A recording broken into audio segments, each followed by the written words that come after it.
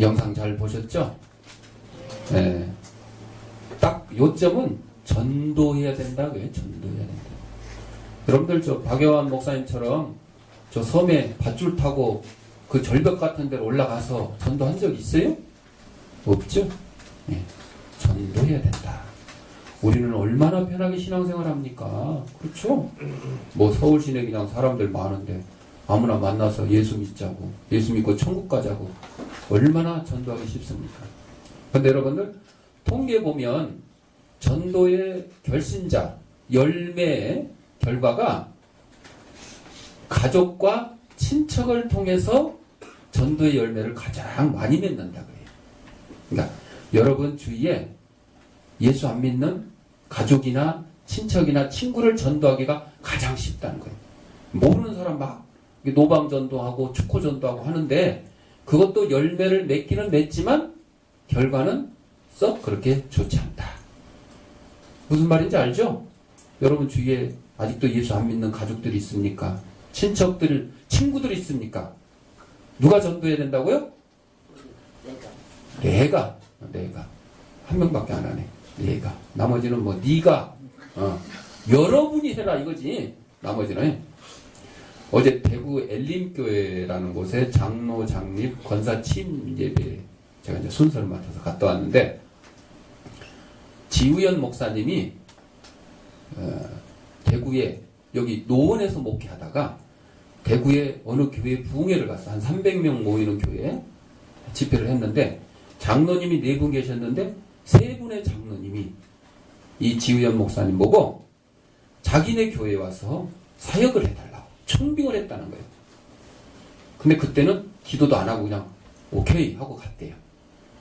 그랬는데 그 중에 2명의 장로님이 대구 내려간 지 한 7년 됐는데 한 3년 정도 지나니까 2명의 장로님이 이 목사님이 비리가 있다고 어주 음해를 해가지고 고소를 해가지고 결국은 그 교회에서 사임을 하고 2011년도에 그 목사님을 따르는 성도들하고 개척을 했어요.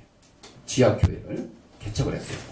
근데 그걸로 끝난 게 아니라 검사가 얼마나 집요하게 수사를 했는지 결국은 구속이 돼가지고 30개월 형을 받고 구속이 됐는데 20개월 복역을 하고 출소를 했어요. 그리고 나머지 10개월은 가석방. 그것도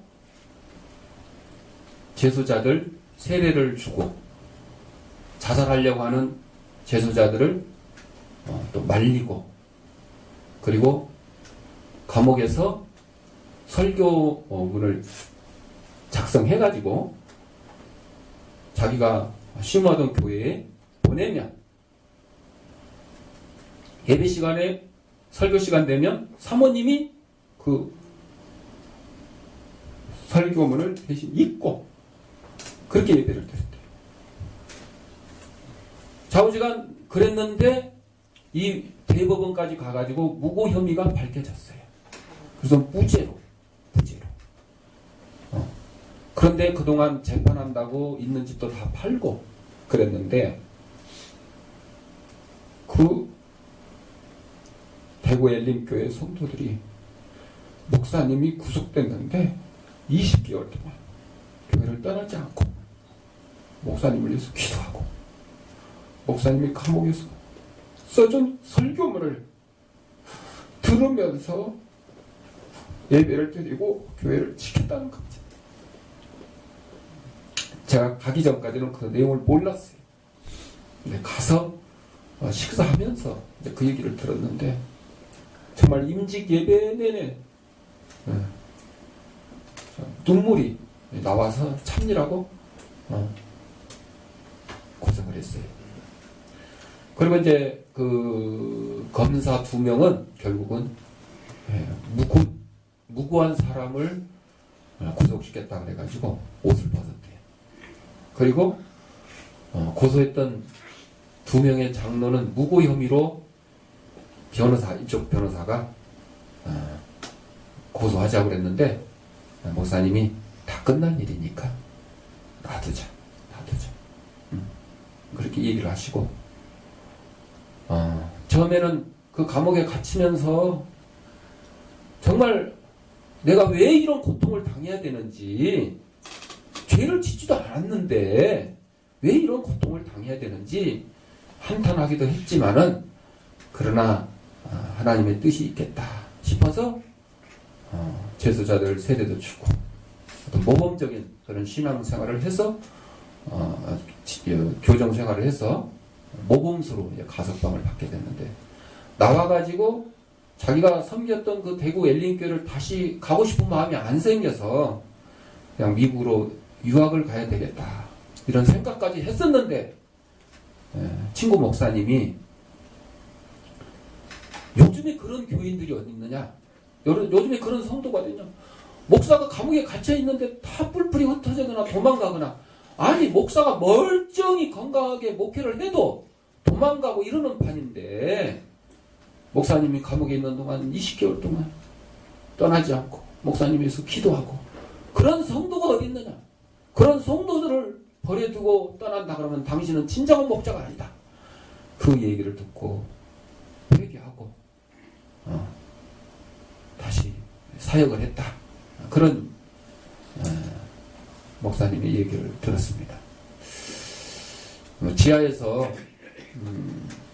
한 30여 명의 성도들이 모여서 예배를 드리고, 그 나주 집사님이 이번에 이제 장로입을 받았는데, 에어컨 설치하는 업에 계시는 분인데, 이분이 집사 때부터 모범적인 신앙생활을 해서 주일날은 핸드폰을 끈대요. 왜? 주일날 에어컨 설치해달라, 뭐 이전해달라 전화 올까봐 아예 꺼버린대. 그리고 주일날은 텔레비전도 안 보고, 하루 종일 예배드리고 말씀 읽고 전도하고 그런 일만 했다고 그러더라고요. 그러니까 그 훌륭한 목사님 밑에 이런 훌륭한 성도들이 있는 거예요. 제가 이제 가서 권면의 말을 전했는데, 교회와 성도들에게 권면의 말을 전했는데, 요한계시록에 나오는 라오디게와 교회와 사대교회를 예를 들어서 말씀을 전했습니다.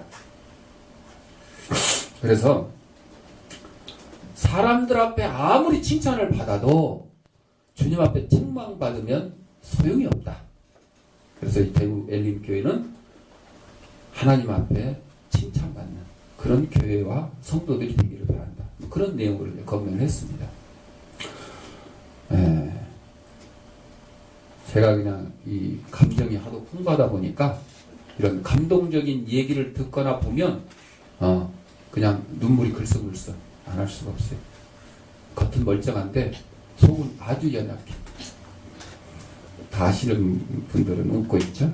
자, 오늘 시편 18편 35절 말씀을 중심으로 주의 구원하심이라 하는 제목으로 함께 은혜를 나누고자 하는데, 영상을 본 거나 제가 지금 대구 엘른교회 얘기한 거, 이런 것들이 다 누구의 구원하심이냐? 주님의 구원하심.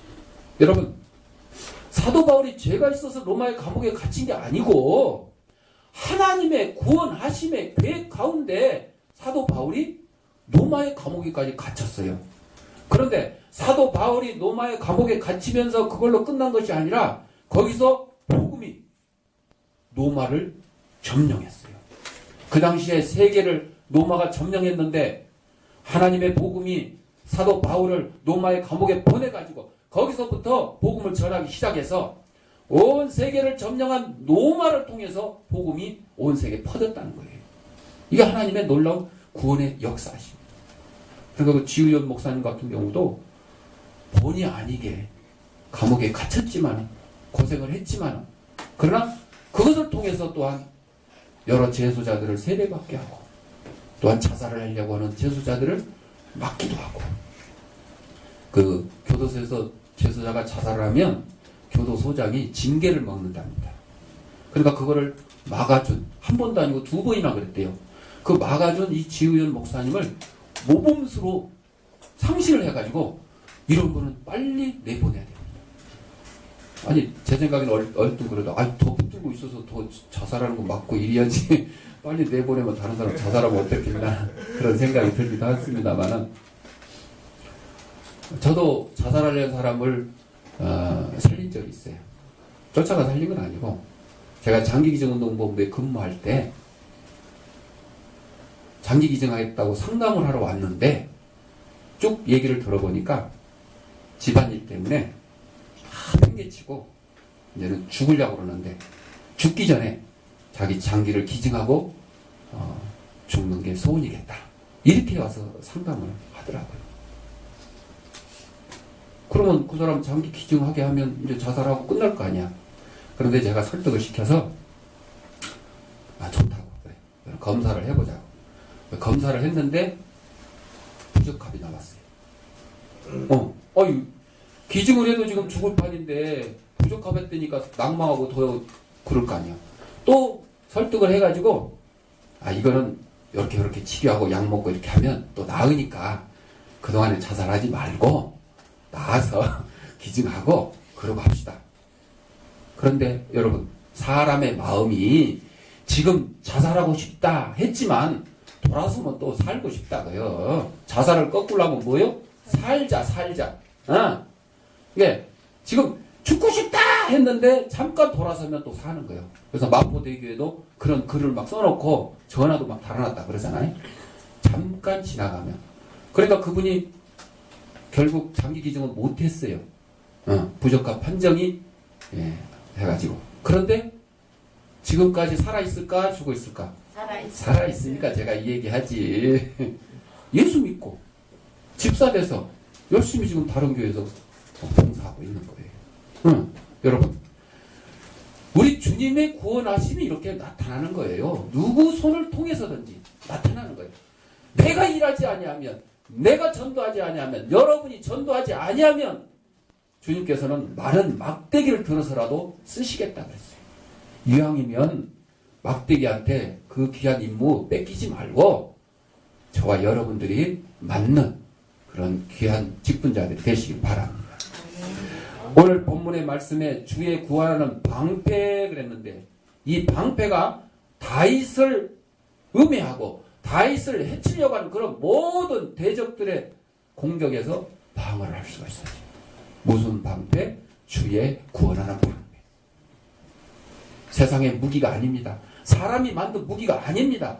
하나님의 능력의 구원의 팔로 다윗을 모든 대적으로 공격으로부터 막아주었다. 또한 주의 오른손이 나를 붙든다 그랬어요. 여러분 오른손은 권능을 상징합니다. 왼손잡이는 그냥 왼손이 권능을 상징합니다. 그러는데 현사가에 마음 상하지 말고 나는 왼손잡인데 여러분 자기가 잘 쓰는 팔이 권능을 상징하는 거예요. 자, 그래서 이 권능에 사로잡혀 다윗은 모든 대적들을 능히 이길 수가 있었어요. 주님이 다윗의 방패가 되시고 다윗의 오른손에 권능이 되어주셔서 대적들을 물리칠 수 있었다 하는 것입니다. 또한 주의 온유함이 나를 크게 하셨다 고백을 합니다. 이 온유함이 뭐냐? 주님의 응답을 얘기하기도 하고 또 수고를 얘기하기도 하고 낮은 마음과 간대함을 의미하기도 합니다. 그래서 오늘 본문에서는 다윗이 대적들에게 쫓겨서 내가 공고합니다 하고 누구한테 기도했어요? 주님께 기도했잖아요. 그랬더니 주의 온유함이 나를 크게 하셨나이다. 그러니까 여기서는 주의 응답이 나를 크게 하셨나이다. 이렇게 이제 해석을 할 수 있다는 거예요. 그런데 또한 세 번째로 낮은 마음과 간대함으로 해석을 할 수가 있다. 그러니까 주님의 낮은 마음, 주님의 간대함이 나를 크게 하셨다. 크리스마스가 뭐예요? 성탄절이 뭐예요? 하늘 보좌 위에 앉으신 하나님께서 우리 인간의 죄를 대속해 주려고 해결하려는데 도저히 방법이 없어요. 단 하나. 죄 없는 인간이 죄값을 대신 치러야 되는데 이 땅에는 죄 없는 인간이 없습니다. 모두가 죄인이에요. 그래서 하나님께서 하늘 보좌 버리시고 낮고 천한 이 땅에 베들레헴 그 말구유에 아기 예수로 탄생하신 이 사건이 바로 하나님의 낮아지심이에요. 누군지 오라 그래 빨리 예배드리. 그 나자시죠. 그리고 모든 죄인들을 사랑하시고 구원해 주시려고 하는 그 관대함, 이것이 바로 주님의 온유함이다. 이렇게 우리가 알아볼 수 있는 것입니다. 우리나라 사람들은 복에 대해서 아주 민감하죠. 복.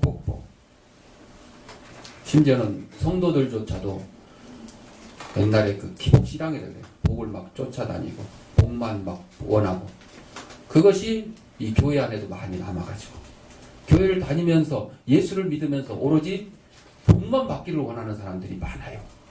건강의 복, 물질의 복, 자녀의 복, 뭐 사업의 복,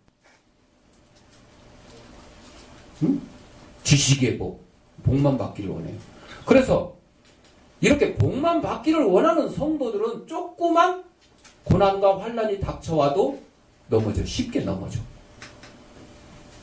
아까 감옥에 갇힌 목사님 같은 경우는 그거는 작은 환난은 아니잖아요. 그런데도 목사님도 처음에는 그냥 하나님 왜 나에게 이런 일이 하고 한탄을 하거나 낭망했었지만은, 여러분들 작은 그냥 복만 원하는 성도들은 조그만 환난과 고난이 닥치기만 해도 그냥 주님을 원망하거나 주님을 쉽게 떠나버리게 되는 거예요. 그런데 하물며 교회 안 다니는 불신자들은 어떡하겠어요? 그러다 보니까 아니 예수 믿고 복 받자. 여러분, 예수 믿고 복 받는 거는요, 물질의 복, 지식의 복, 건강의 복, 뭐 사업의 복, 이런 걸 얘기하는 게 아니에요. 뭘 얘기하는 거예요? 천국을 들어가는 거, 영생을 얻는 거, 이것이 우리에게 주신 주님의 가장 복인 줄, 귀한 복인 줄 믿습니다. 그거를 바라야지. 그거는 그냥 나중 일이고, 이 땅에서 그냥 잘 먹고 잘 살고 돈 많이 벌고 사업 잘 되고 자식 잘 되고 막 이런 것만 원하다 보니까 엉뚱한 신앙들을 가지고 있는 겁니다. 그건 아니에요. 우리가 이 땅에 살아가려면 돈도 필요하고 권력도 필요하고 명예도 필요하고 자식도 잘 되고 사업도 잘 되는 것이 필요하긴 하지만 그것이 전체가 아니에요. 목적이 아니에요. 우리나라 사람들 그래서 복에 대해서 나무 큰 뭐 당산나무에다가 막 지렁지렁 뭐 달아놓고 절하죠. 지나갈 때마다 출근할 때 절하고, 아빠가 출근할 때 절하고, 엄마가 퇴근할 때 절하고, 돌도 막 갖다 올려놓고, 또 정화수 떠놓고 깨끗한 물 한 사발 해놓고 뒷뜰에 가가지고 막 위나이다 이거 내일 모레 우리 자식 수능 보는데 어쩌고 저쩌고 하여튼 별걸 다 해요. 그것만 해요. 저기 하늘에 보름달 뭐 금년에 뭐 슈퍼문이 떴다 그러는데 그 달이지 뭐 거기다 대고 막 빌게 돼요. 달아 밝은 달아 뭐 어쩌고 저쩌고 돌에다가도 빌어. 돌 저기 전라북도 진안 마이산이라는 곳에 마이산이 말기처럼 생겼다 그래서 마이산인데 거기에 돌탑이 있어요. 중들이 또 오고 가는 사람들이 돌을 막 쌓아가지고 그게 이제 관광지가 되었어요. 그래놓고 뭐예요? 거기다 빌어. 복 달라고 빌어. 여러분, 돌이 어떻게 우리에게 복을 줍니까? 그 갖다 그냥 석재로 갖다 팔면 복이 될지 모르겠어. 나무가 우리에게 뭐 복을 줍니까? 그거 잘라다가 책상 만들어서 팔면 돈이 될란지 모르겠어. 그렇잖아요.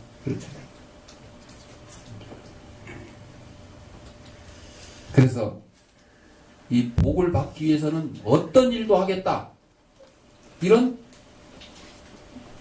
근성을 가진 민족이 우리 대한민국 민족이었어요. 옛날부터. 그런데 여러분, 이러한 노력은 오히려 복에서부터 멀어지는 거예요. 만복의 근원은 누구예요? 하나님이신데 하나님을 떠나서 엉뚱한 돌에다가 나무에다가 이렇게 빌고 있고 달에다가 빌고 있으니 하나님으로부터 떨어지는 거예요.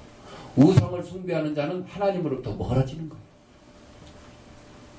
그래서 큰 잘못이죠.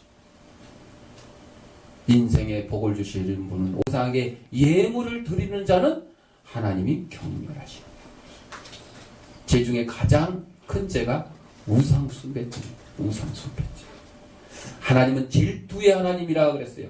그래서 뭐 살인하고 사기치고 남 괴롭히고 뭐 이런 죄를 질투하시는 게 아니라 죄는 다 미워하시지만 특별히 우상을 숭배하는 것은 하나님이 질투하는 거예요. 질투.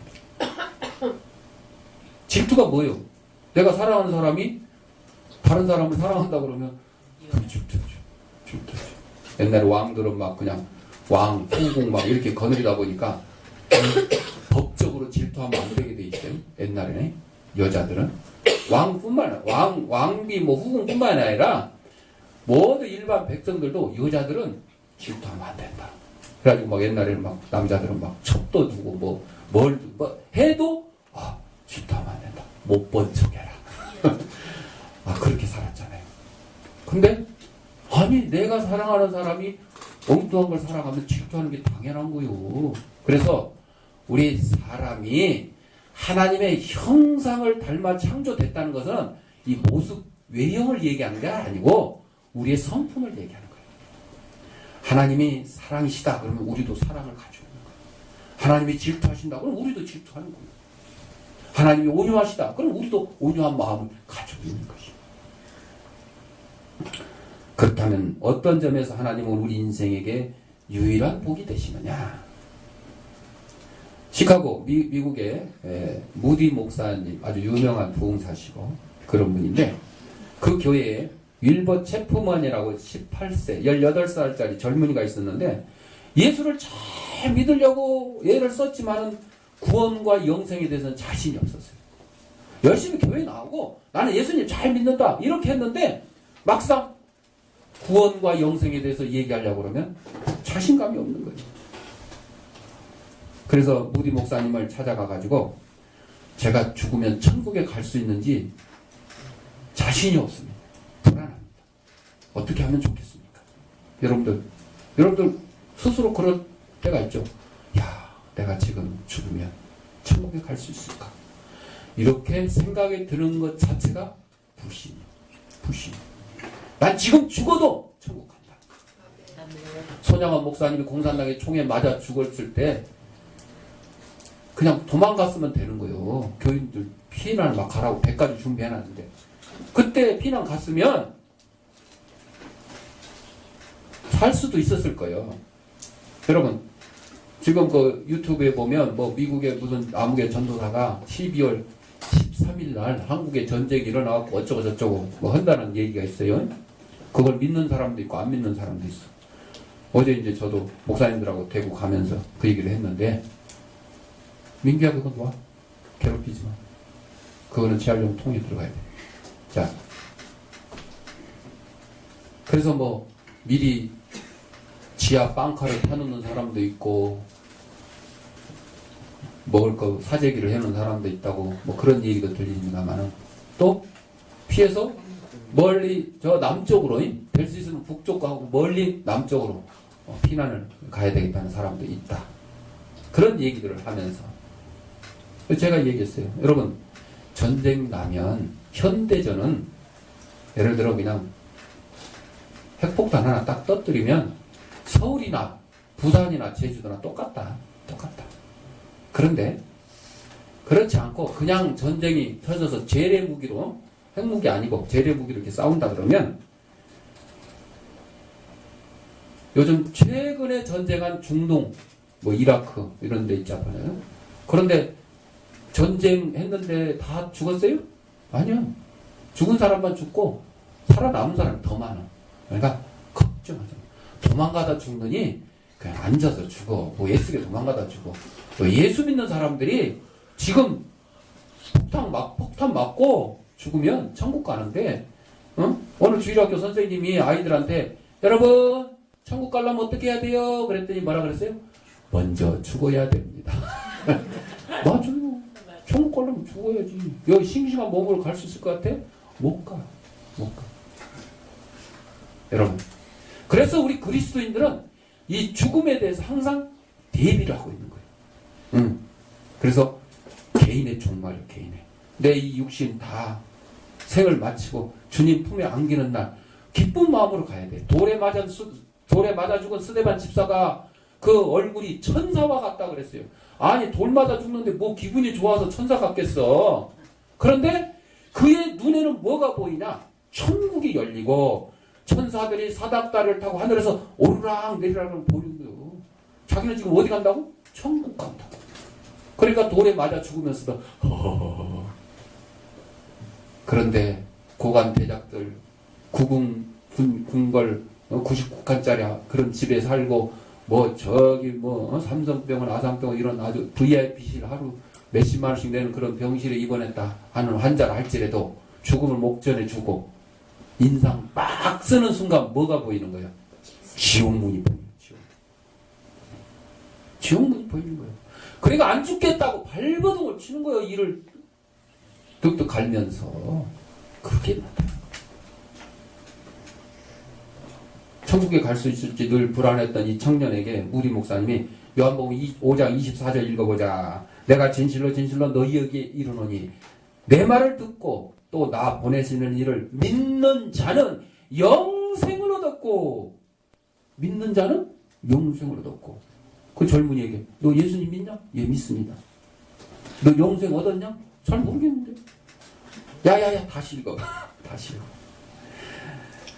내가 진실로 진실로 너희에게 이르노니 내 말을 듣고 또 나 보내신 이를 믿는 자는 뭘 얻었고? 영생을 얻었고. 야, 너 예수님 믿냐? 나 믿는다고 그랬잖아요. 그럼 영생 얻었냐? 아니 잘 모르겠는데. 야 다시 읽어봐라. 세 번째 또 읽혔어요. 그런데도 모르겠다는 거예요. 그러니까 무리 목사님 호통을 칩니다. 야 이놈아, 하나님이 얻었다 하시면 얻는 것이지 네가 뭔데 감히 하나님을 의심하느냐 하고 막 호통을 쳤어요. 그 책망에 이 젊은이가 정신을 번쩍 차려가지고 내가 예수님 믿는 건 틀림없네. 그러면 영생이 있는 거구나. 내가 영생을 얻은 거구나 하고 깨닫게 되었다는 거예요. 구원의 도리를 깨달은 이 젊은이는 너무 좋아서 열심히 성경 공부하고 신학교 들어가고 결국 무디 목사님의 교회에 후임 목사님이 되었다 하는 그런 얘기가 있습니다. 여러분, 예수 믿는 것이 그냥 말로만 주둥이로만 나 예수 믿네 나 교회 다니네 이게 아니라 여러분의 심령에 구원의 확신이 있어야 되는 거예요. 그래야 예수 믿는 거예요. 아니 구원의 확신 없고 나 천국 갈 수 있을까? 이러면 예수 믿는 게 헛된 것이 되는 거예요. 우리가 그렇게 예수를 위해서 살고 예수 때문에 목숨 내놓고 예수 때문에 할지 못할지 안 하면서 남한테 양보하고 희생하고 구제하고 봉사하고 이렇게 살았는데 뭐가 없다면 헛것이라고? 천국이 없다면 헛것이요. 영생이 없다면 헛것입니다. 여러분. 그거예요. 주님의 구원은 절망과 탄식에서 구원해 주셨다 그랬어요. 우리가 원하는 복은 대부분 육신적인 것들이에요. 대부분 육신적인 것. 내 자식 잘 되게 해주세요. 사업 잘 되게 해주세요. 돈 많이 벌게 해주세요. 어쩌고 저쩌고.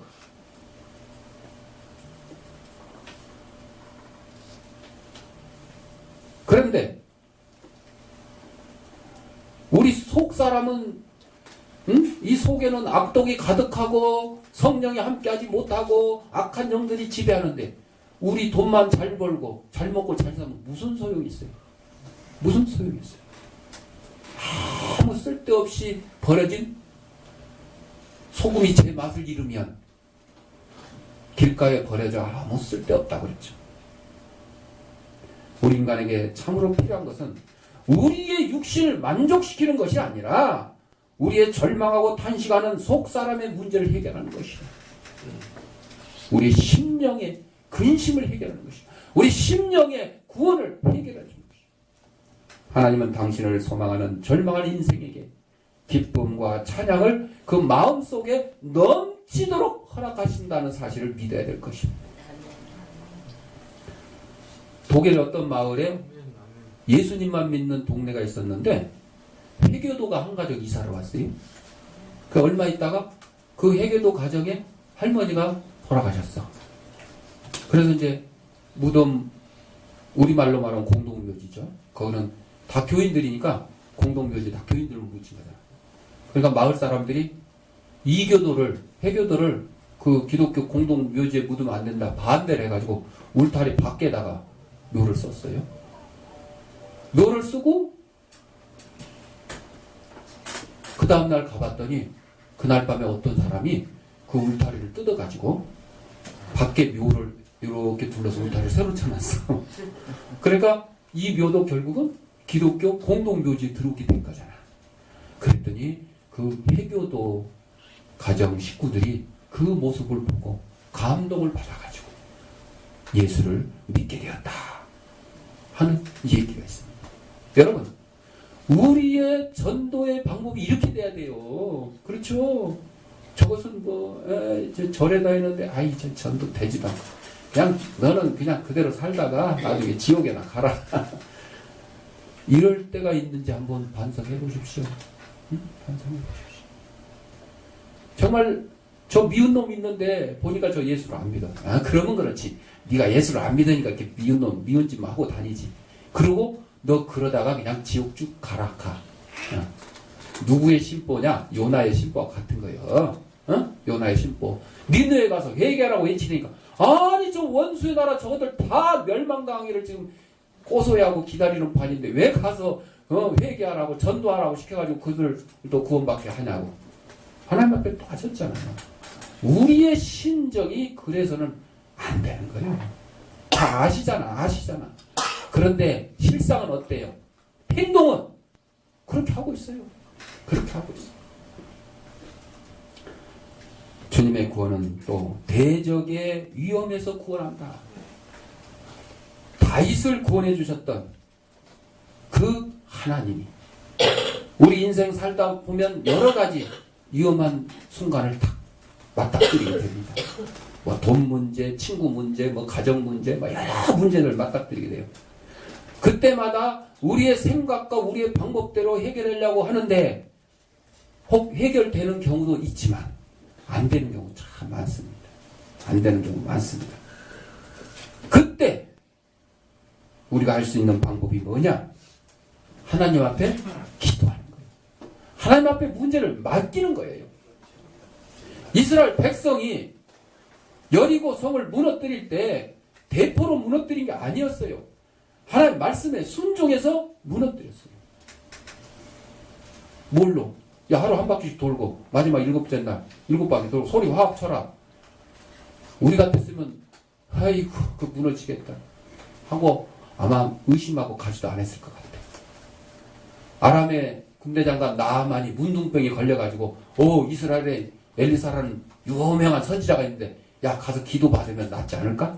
그래갖고 갔는데 엘리사가 내다보지도 않고 야야 저 요단강 가서 7번 목욕하고 가. 그러니까 이런 괘씸한 내가 누군데 말이야. 그냥 손 얹고 안수기다로 좀 해주고 그러지도 않고 뭐? 그냥 낮잡도 안 보고 요단강에서 7번 목욕 가라고. 에이 기분 나쁘다 그냥 가야 되겠다. 그랬더니 그 종이 믿음이 좋아. 종이 아이고 장모님 아니 강에 가서 7번 목욕하는 거 뭐고 어려워요. 그거보다 더한 일을 해도 했을 거 아니에요. 여러분 문둥병 낫기 위해서 예를 들어 호랑이 100마리 잡아 바쳐라. 그러면 아마 군사들 막 동원해서 호랑이 100마리 잡아다 바쳤을 거야. 이건 제가 예를 든 거예요. 성경에 없어요. 또 찾지 말고. 그랬는데 아니 강에 가서 7번 당구라는 게 얼마나 쉬워. 여러분 하나님의 역사가 여기서 나타나요. 여러분 6번 당굴 때까지도 그대로였어요. 근데 7번 딱 당구고 나오니까 그 살이 어린아이와 살과 같이 깨끗해졌어요. 여리고성이요 하루 한 바퀴 돌 때마다 조금씩 무너졌으면 이스라엘 백성들도 무너지는구나. 야 열심히 하자 이랬을 거야. 근데 6일째 도는 동안까지 무너졌어 안 무너졌어? 안 무너졌어. 그러면 거기서 낙심할 수도 있잖아. 아이고 우리 어찌됐다. 그만 가자. 아이고 배도 고프고 그냥 힘도 드는데. 그런데 마지막 7째 날에 7바퀴 돌고 소리 탁 치는 겁니다. 하나님의 역사는 이렇게 일어나는 거예요. 나만 장군도 물속에 들어갔다 한 번 나올 때마다 조금씩 깨끗해지고 깨끗해지라고 야 열심히 해야 되겠다 이랬을 것 같은데 6번 들어갔다 나와도 그대로야. 그러면 낙심해서 포기했을 수도 있어. 그 끝까지 순종하는 자가 하나님의 능력을 얻는 것입니다. 하나님의 응답을 얻는 것이에요. 우리 기도에 응답 받으려면 어떻게 하라고 그랬어요? 언제까지 기도하라고? 응답 받을 때까지 기도하면 응답 못 받는 기도가 없다 하는 사실을 기억하고 진정으로 복을 받고 영원한 안식을 누리기 위해서는 오직 하나님만 의지하고 하나님 품에 안겨야 된다는, 하나님을 떠나서는 절대 행복할 수가 없고 평안할 수 없다 하는 사실을 기억할 저와 여러분이 되시기를 바랍니다. 기도하겠습니다. 사랑하고 풍성하신 아버지 하나님, 우리 땅에 보내주시고 하나님의 귀한 백성으로 삼